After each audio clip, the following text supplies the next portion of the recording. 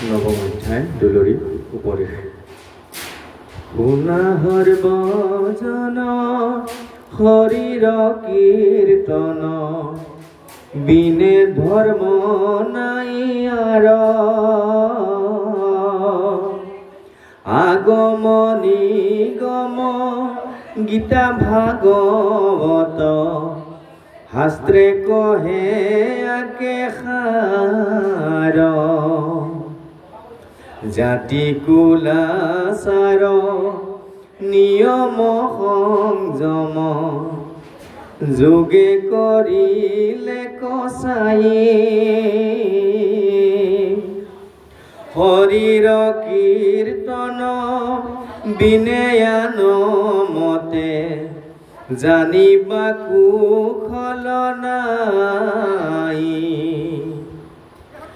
ভাৰত বৰিষ নৰদেহ পাই, বিষয় কয়ে লয় যায়।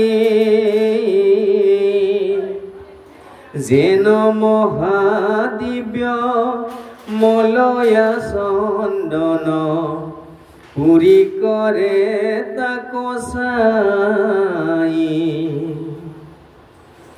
ইন্দ্ৰিয় সম্পন্ন যুগুত শৰীৰ, পায়ায়াসী ভাৰতত। মুখ্য অৰ্থয়ে আন মতে যত্ন কৰি, পৰিমৰে সংসাৰত।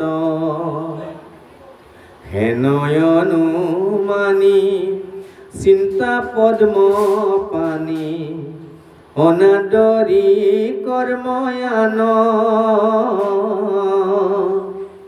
হৰি ভক্তি এৰি আনয়াচৰয়, নজানি শাস্ত্ৰ প্ৰমাণ।